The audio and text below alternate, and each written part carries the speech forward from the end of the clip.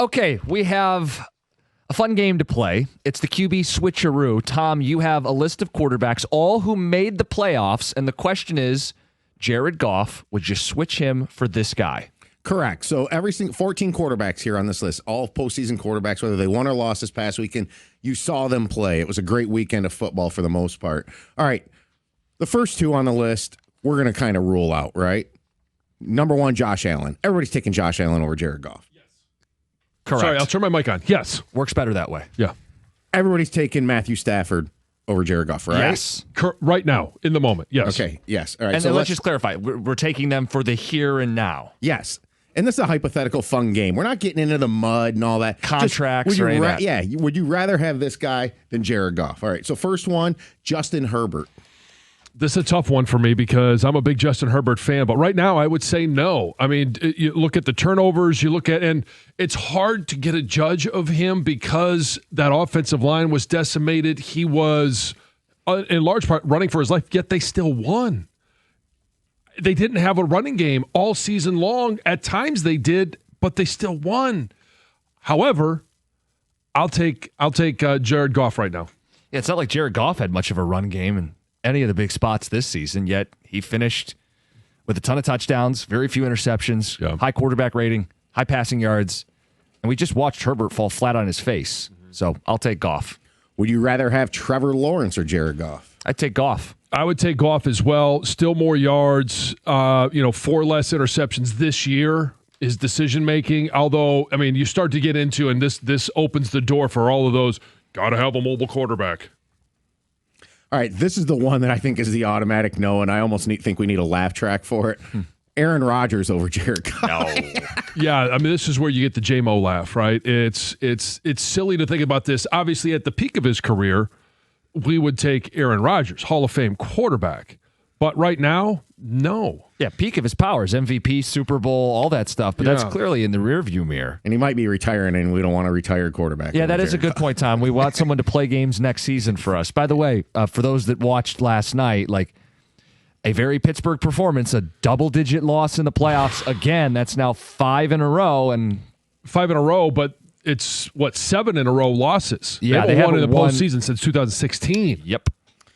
This one's interesting, I think. Bryce Young or Jared Goff? No, it's not interesting. Why is this interesting to you? Are you kidding me? You want a little person running around back there that has to stand on his tippy toes to throw the ball? And I know, hey, they were in the postseason, but they didn't have a winning record. You just mentioned, though, he can move around a little bit. Okay, is that the only definition? You don't want to right, yeah. To insert all those people that want just a simple mobile quarterback. All right, next one. And I find this one super interesting right now because the heat is on in Philly. Jalen Hurts or Jared Goff? I'd take Jalen Hurts. And I think their offense was poorly organized this season. There's real talk about changing the offensive coordinator in Philadelphia. I've seen Hurts. You mean they made a bad hire at coordinator after losing theirs? Yeah, no kidding. I've seen Hurts roll up 300 passing yards in the Super Bowl. I've seen him win a Super Bowl. I know what he's capable of, and I think it's a higher ceiling than Jared Goff. I would rather have Jalen Hurts. If you had asked me this question last year, I would have said Jalen Hurts. You're asking me this question this year, and I would say Jared Goff. Jalen Hurts looked very afraid to throw an interception.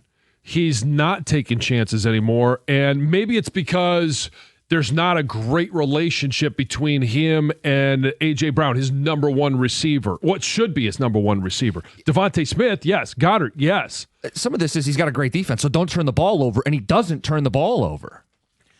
No, he doesn't, but you also need to score points to win. They weren't able to score points to win because he wasn't able to take enough chances. Then by the time he actually threw the ball to A.J. Brown forgot how to catch. He looks like he was told this year not to run. And let Jalen Hurts be Jalen Hurts. Yes. And that's what they need to change OC. And, he's got probably a couple years left where he can be pretty mobile still. Yeah. Let him be himself. Next guy, divisional foe, Jordan Love or Jared Goff? Jared Goff, and this one he's not even close. Jordan Love loves to throw the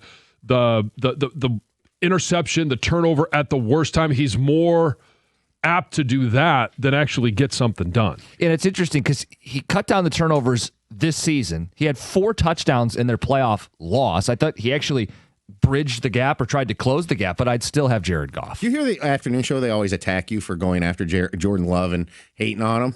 I would accuse them of being Jordan Love honks. Yeah, I mean, how about this? Did Jared Goff throw more touchdowns than Love this year? Yeah, he did. Yes, he did. Did he have more yards? A higher quarterback 11 rating? More.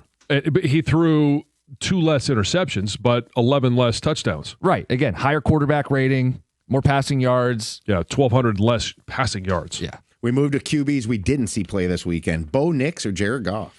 No, Bo Nix is the limiting factor for the Denver Broncos. Tremendous defense. They have skilled players. And I know there were times this year where Bo Nix did play well, but he is the limiting factor. Jared Goff's not the limiting factor for the Lions offense.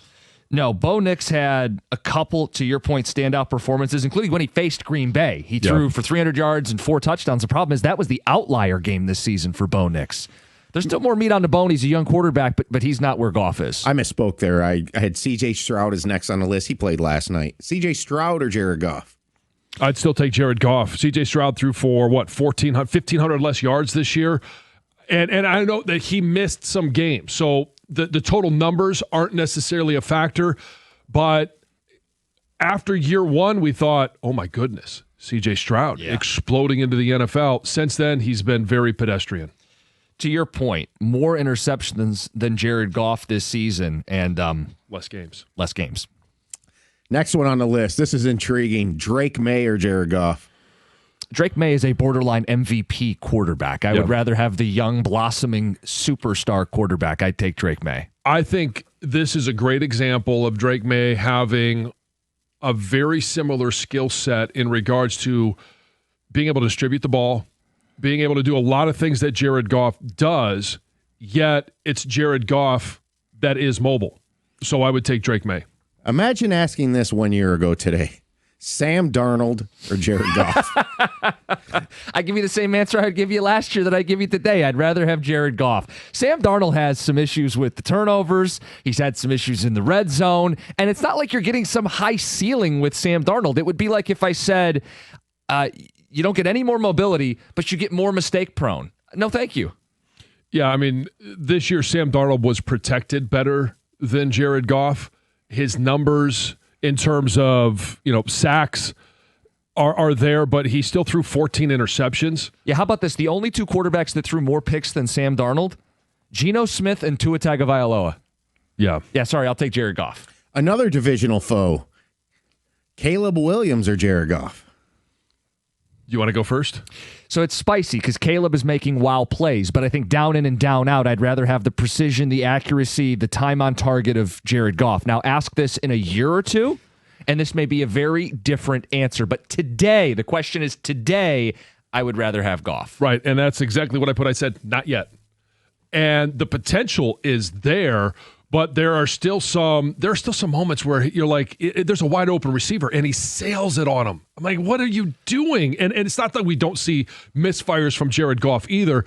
I just believe that where Jared Goff is in his knowledge of the game and when to throw the ball away, when to dirt the ball, when to try and fit it into a tight spot, I would take Jared Goff over Caleb Williams right now. And here's the thing. He took a big leap from year 1 to year 2. This is not an anti-Caleb Williams. We're in Detroit. We hate the Chicago Bears quarterback. Last year, he was responsible for a ton of sacks, and he didn't take a lot of chances. This year, sacks were cut significantly, extended plays, and took more chances. He grew up a lot year 1 to year 2. He takes a similar leap in year 3 and year 4. He's going to be the best quarterback in this division. Yeah, and I think the one knocks his completion percentage has got to go up. He was the one little thing that happened Saturday night people overlook because of the dramatic victory was he was 50% passing. He had 2 picks, although one of them it looked like Luther Burden was supposed to run an in route and just kind of left his quarterback out to dry. All right, the last one. I'm going to give you some time here.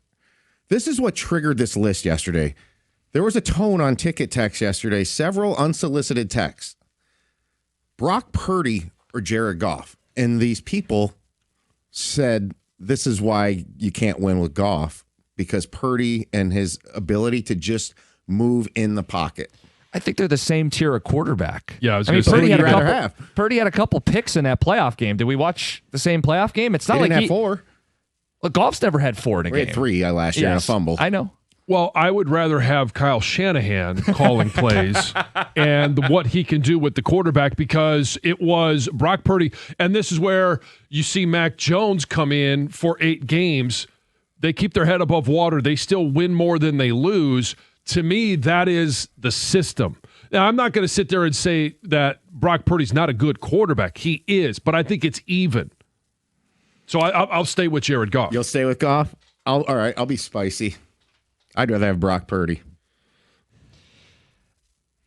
Okay. Why? Why? Real quick, because why? I think he can, his mobility and pocket presence would help this offense and offensive line tremendously. How about him being a little injury prone? Jared Goff doesn't miss games. Yeah, that's a good one. Durability is probably his biggest knock right now. I don't know if that's coincidental or something that happens all the time yet. Just like so people, picking his injury, like it reminds me of kind of Matthew Stafford when he got hurt early in his career. That the injuries aren't related; it's just bad luck. Okay, maybe Joe Burrow too. I kept track of this. I only took 4 playoff quarterbacks over Jared Goff. John, I don't know if you kept track as we did this. I did. Let me see here. The only 4 I took were Allen, Stafford, Hurts, and May. Oh, I only took 3. Okay. I took Allen, Stafford, and Drake May. And I know we're up against this. So let me just make this point concisely. For people who are going, well, you guys are way too high on him. I watched Goff this year. He's not very good.